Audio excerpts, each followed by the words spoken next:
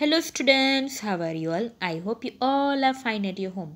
Today we'll see standard 6 subject Gujarati and today we'll start our new chapter number 11 11 ઊંટ અને ફકીર. ઊંટ અને ફકીર. એક ફકીર વનવગડામાંથી પસાર થતા હતા. હવે ફકીર એટલે કોણ? તો ફકીર એટલે કે ત્યાગી માણસ. ત્યાગી શાનો ત્યાગ? તો સંસારનો જે ત્યાગ કરે તેને ફકીર કહેવામાં આવે. તો ફકીર સાધુ હોય, પણ મુસલમાનમાં જે ફકીર હોય, સાધુ હોય, તેને ફકીર કહેવામાં આવે. તો એ વનવગડામાંથી પસાર થતા હતા. વનવગડામાંથી એટલે કે જંગલમાંથી પસાર થતા હતા. એવામાં એક વેપારી તેમને સામો મળ્યો. તેણે પૂછ્યું, ફકીર બાબા, તમે આટલામાં ક્યાંક ઊંટ જતું જોયું? હવે જ્યારે તેઓ વનવગડામાંથી જંગલમાંથી પસાર થતા હતા, એવામાં એક વેપારી તેમને સામો મળ્યો. તેણે ફકીર બાબાને પૂછ્યું, તમે આટલામાં ક્યાંક ઊંટ જતું જોયું? એમણે પૂછ્યું કે તમે ઊંટ જે છે એ આટલા વિસ્તારમાં તમે જતું જોયું? ફકીરે કહ્યું, તેની જમણી આંખ ફૂટેલી છે, તે ડાબે પગે ખોડું છે, તેનો આગલો દાંત પડી ગયો છે, તેની એક બાજુએ મધ તથા બીજી બાજુએ ઘઉં લાદ્યા છે.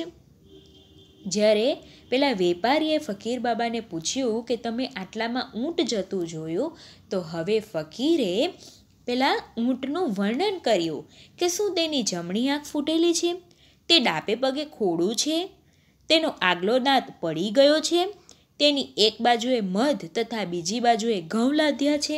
ઘઉં એટલે કે લાદું એટલે કે ઘઉં મૂકેલા છે. ફકીરના આ સવાલ સાંભળી વેપારી રાજી થતો બોલી ઉઠ્યો, ફકીર બાબા, એ જ મારું ઊંટ. તમે તેને જોયું? અમે સૌ ક્યારના તેને શોધ્યા કરીએ છીએ. હવે જ્યારે ફકીરે ઊંટનું વર્ણન કર્યું ત્યારે પેલો વેપારી તો રાજી થઈ ગયો. આ સાંભળીને ખૂબ ખુશ થઈ ગયો અને તે બોલી ઉઠ્યો, ફકીર બાબા, એ જ મારું ઊંટ છે. તમે તેને ક્યાં જોયું? પૂછે છે કે તમે તેને ક્યાં જોયું? અમે સૌ ક્યારના તેને શોધ્યા કરીએ છીએ. ફકીર બોલ્યા, પણ મેં તમારું ઊંટ તો જોયું નથી. હવે ફકીર બોલ્યા કે મેં ઊંટનું તો વર્ણન કર્યું, પણ મેં તમારું ઊંટ જોયું તો નથી. ફકીરનો આ જવાબ સાંભળીને પેલા વેપારીને થયું કે નક્કી આ ફકીરે મારા ઊંટને જોયું તો છે, પણ તેના ઉપરના માલની લાલચે તે મને બતાવવા માંગતો નથી. તેણે જરા કડકાઈથી ફકીરને કહ્યું, ડાહ્યા થઈ મારું ઊંટ મને આપી દો. તેના ઉપર કિંમતી ઝવેરાત પણ હતું. જો નહીં આપો તો પકડીને રાજા પાસે લઈ જવા પડશે. હવે ફકીરને શું થયું? જવાબ સાંભળીને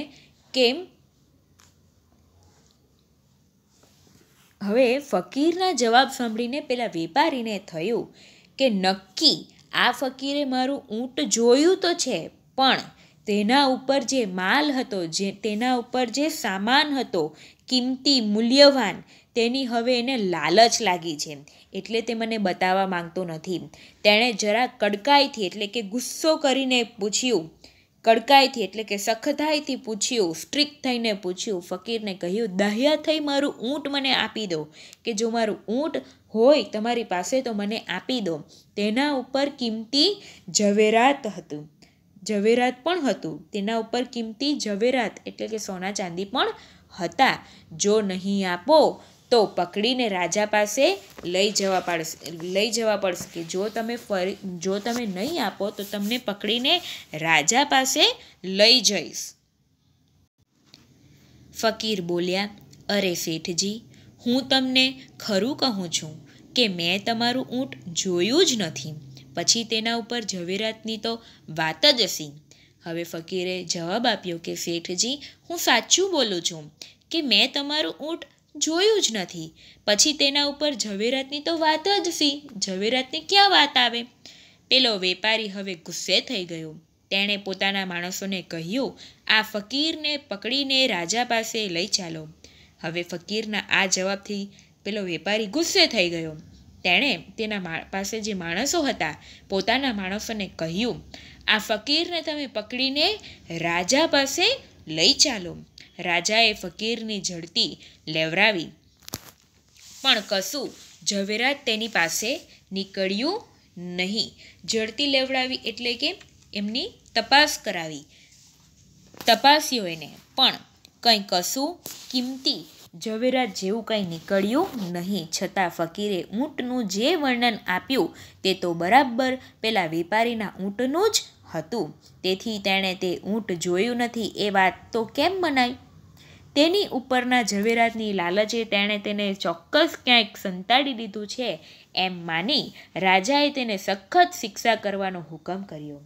હવે જ્યારે તેની ફકીરની તપાસી કરાવી ત્યારે તેની પાસે તો કંઈ નીકળ્યું નહીં. છતાં પણ ઊંટનું જે કંઈ પણ વર્ણન કર્યું હતું તે બરાબર પેલા વેપારીના ઊંટનું જ હતું. તેથી તેણે એ ઊંટ જોયું નથી એ વાત તો કેમ મનાય? જે વર્ણન કર્યું હતું એ તો બરાબર એ જ ઊંટનું હતું. તો પછી ઊંટને ન જોયું એ વાત સાચી કેમ મનાય? તેની ઉપરના ઝવેરાતની લાલચે તેણે તેને ચોક્કસ ક્યાંક સંતાડી દીધું છે એવું રાજાએ પણ માન્યું અને તેને સખત શિક્ષા કરવાનો હુકમ કર્યો. રાજાનો હુકમ સાંભળી ફકીર બોલ્યા, રાજાજી, રહેમ કરીને પહેલાં મારી વાત સાંભળો. રહેમ એટલે કે દયા કરીને પહેલાં તો મારી વાત સાંભળો. ખરેખર મેં ઊંટ જોયું નથી. આ વાત એમ છે કે હું વનવગડામાં કેટલાય વર્ષથી રહું છું. મને બધું અવલોકન કરીને જોવાની ટેવ છે. આજે સવારે જ્યારે હું વગડામાં જતો હતો ત્યારે મેં જમીન ઉપર ઊંટના પગલાં જોયા, પરંતુ તેની સાથે માણસના પગલાં ન હતા. તે ઉપરથી મેં માન્યું કે તે ઊંટ તેના માલિક પાસેથી છૂટું પડી ગયેલું હોવું જોઈએ. હવે રાજાએ હુકમ કર્યો હતો કે શિક્ષા કરવાનો હુકમ કર્યો હતો. તે હુકમ સાંભળીને ફકીર બોલ્યા કે રાજાજી, મારી ઉપર પહેલાં તો મારી દયા કરો અને મારી વાત સાંભળો. કે મારા પર દયા કરો ને મેં વાત કહું તે સાંભળો. ખરેખર તો મેં ઊંટ જોયું નથી. વાત જરા એમ છે કે હું વનવગડામાં કેટલાય વર્ષથી રહું છું, કે હું જંગલમાં કેટલાય વર્ષથી રહું છું. મને બધું અવલોકન કરીને જોવાની ટેવ છે, એટલે કે ઝીણવટથી બારીકાઈથી જોવાની ટેવ છે. આજે સવારે જ્યારે હું વગડામાં જતો હતો, કે જ્યારે હું સવારે વગડામાં એટલે કે જંગલમાંથી પસાર થતો હતો ત્યારે મેં જમીન ઉપર ઊંટના પગલાં જોયા. મેં જમીન ઉપર કોના પગલાં જોયા? ઊંટના પગલાં જોયા. પરંતુ તેની સાથે માણસના પગલાં ન હતા. ઊંટના તો પગલાં હતા પણ સાથે માણસના પગલાં ન હતા. તેના ઉપરથી મને લાગ્યું કે ઊંટ તેના માલિક પાસેથી છૂટી પડી ગયેલું હોવું જોઈએ. પગલાંના માર્ગની એક જ બાજુમાં ઝાડના પાંદડા કરડેલા હતા. તે પરથી મેં માન્યું કે ઊંટ એક આંખે કાણું હોવું જોઈએ. હવે પગલાંનો જે માર્ગ હતો, માર્ગ પર જ્યાં પગલાં હતા ત્યાં એક બાજુના ઝાડમાં પાંદડા જે હતા એ કરડેલા હતા. તેના ઉપરથી મેં માન્યું કે ઊંટ એક આંખે કાણું હોવું જોઈએ, કે એક આંખે એ અહીં એક આંખ વગરનું હોવું જોઈએ, એક આંખથી દેખાતું ન હોવું જોઈએ. તેના પગલામાંનું એક બાજુનું પગલું જરા ઓછું દેખાતું હતું. તે ઉપરથી મેં ધાર્યું કે તે એક પગે ખોડું હશે. હવે જ્યારે મેં એના પગલાં જોયા તો બે પગલાંમાંથી એક પગનું જે પગલું હતું એક જ બાજુનું તે જરા ઓછું દેખાતું હતું. તેના ઉપરથી મેં ધાર્યું કે તે એક પગે ખોડું હશે. તેણે જે પાંદડા કરડ્યા હતા તે પાંદડાનો વચમાંનો ભાગ લટકતો રહી ગયો હતો. તે પરથી મેં માન્યું કે તેનો આગલો એક દાંત પડી ગયો હશે. હવે તેણે જે પાંદડા કરડ્યા હતા, જે ખાધા હતા, તેમાંથી વચમાંનો જે ભાગ લટકતો રહી ગયેલો હતો, તેના ઉપરથી મેં માન્યું કે તેનો આગલો એક દાંત પડી ગયો હશે. તેના માર્ગની એક બાજુએ ઘઉં વેરાયેલા હતા અને બીજી બાજુએ માખીઓ બણબણતી હતી. હવે જે રસ્તે માર્ગ એટલે કે જે રસ્તે એ જતું હતું ત્યાં એક માર્ગે શું હતું કે ઘઉં વેરાયેલા હતા અને બીજી બાજુ માખીઓ બણબણતી હતી. હવે તે ઉપરથી મેં માન્યું કે તે ઉપરથી મેં અનુમાન કર્યું કે તે ઊંટની એક બાજુએ ઘઉં લાદ્યા હશે અને બીજી બાજુએ મધ લાદ્યું હશે, કે એક બાજુ ઉપર ઘઉં મૂકેલું હશે અને બીજી બાજુ મધ મૂકેલું હશે. કોઈ માણસ તેની ઉપર બેઠું હોય તો ઘઉં કે મધ નીચે પડવા ન દે. એ ઉપરથી મેં માની લીધું કે તે ઊંટ એકલું તેના ધણી પાસેથી નાઠું છે. થોડે દૂર જતાં આ વેપારી મને સામો મળ્યો અને ઊંટ વિશે પૂછવા લાગ્યો. મેં તેને ઉપર પ્રમાણે ઊંટનું વર્ણન કહ્યું. તે ઉપરથી તેને લાગ્યું કે તેનું ઊંટ મેં જોયું છે, પણ ઝવેરાતની લાલચે હું તેને બતાવતો નથી. પરંતુ રાજાજી, હું સાચું કહું છું કે મેં ઊંટ જોયું પણ નથી કે સંતાડ્યું પણ નથી. હવે મેં જે ઘઉં લાદ્યા હતા અને મધ નીચે પડ્યું હતું તેના ઉપરથી મને લાગ્યું કે કોઈ માણસ જો આ ઊંટ ઉપર બેઠું હોય તો મધ કે ઘઉં નીચે પડવા ન દે. એ ઉપરથી મેં માની લીધું કે ઊંટ તેના ધણી પાસેથી એટલે કે તેના માલિક પાસેથી નસી ગયું છે. થોડે દૂર જતાં જ્યારે હું થોડે દૂર આગળ ગયો ત્યારે મને આ માણસ, આ વેપારી સામો મળ્યો અને મને ઊંટ વિશે પૂછવા લાગ્યો. મેં તેને ઉત્તર પ્રમાણે ઊંટનું વર્ણન કર્યું. તેણે મને પૂછ્યું એટલે મેં તેનું ઊંટના વર્ણન કર્યું. એ ઉપરથી તેને લાગ્યું કે તેનું ઊંટ મેં જોયું છે અને ઝવેરાતની લાલચે હું તેને બતાવતો નથી. પરંતુ રાજાજી, હું સાચું કહું છું, હું સાચું બોલું છું કે મેં ઊંટ જોયું પણ નથી અને તેને સંતાડ્યું પણ નથી. રાજાને આ સાંભળીને ખાતરી થઈ કે ફકીરે ખરેખર ઊંટ જોયું નથી કે સંતાડ્યું નથી. તેણે ઊંટ વિશે જે કહ્યું તે અવલોકન કરવાની ટેવ ઉપરથી જ કહ્યું હતું. હવે આ સાંભળીને રાજાને તો ખાતરી થઈ ગઈ. રાજાએ હવે તેની વાત સાચી માની અને તેને લાગ્યું કે તેણે ઊંટ જોયું નથી અને તેને સંતાડ્યું પણ નથી.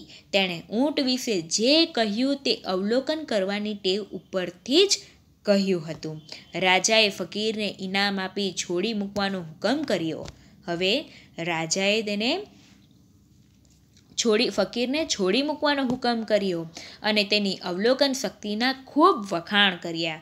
કે જે અવલોકન શક્તિ હતી, જેની અવલોકન કરીને, ઓબ્ઝર્વેશન કરીને જે કહેવાની એની શક્તિ હતી તેના ખૂબ વખાણ કર્યા. તો અહીંયા આપણે શબ્દ સમજૂતી જોઈ લઈએ. ફકીર એટલે કે ત્યાગી, વૈરાગી, મુસલમાન, વનવગડામાંથી એટલે કે જંગલમાંથી, ખોડું એટલે ખોડવાળું, લંગડું, લાદ્યા છે એટલે કે ખડક્યા છે, સામાન મૂક્યો છે, ક્યારના એટલે કે ઘણા સમયથી, લાલચ, લોભ, કડકાઈથી એટલે સખતાઈથી, ઝવેરાત, હીરા, માણેક, મોતી, જવાહીર વગેરે, રહેમ એનો મિનિંગ થાય છે દયા, અવલોકન એટલે કે ઝીણવટથી જોવું તે, કરડેલા એટલે કે દાંતથી કાપેલા, કાણું, અહીં કાણુંનો મિનિંગ થાય છે એક આંખ વગરનું, બણબણતી એટલે કે બણબણ એવો અવાજ કરતી, ધણી એટલે કે માલિક, નાઠું છે એટલે કે નસી ગયું છે, વર્ણન કર્યું એટલે કે શું શું અને કેવું કેવું છે તે વિસ્તારથી કહેવું, રૂઢિપ્રયોગ, ઝડપી લેવરાવી એટલે કે જાંચ કે તપાસ કરાવવી. હવે આના જે ક્વેશ્ચન આન્સર્સ છે વર્કબુકના એ હું પાર્ટ મૂકીશ. તમે મારા વિડીયો જોતા રહેજો. Stay safe, stay healthy. Okay, bye. અને રીડિંગ પ્રેક્ટિસ કરતા રહેજો.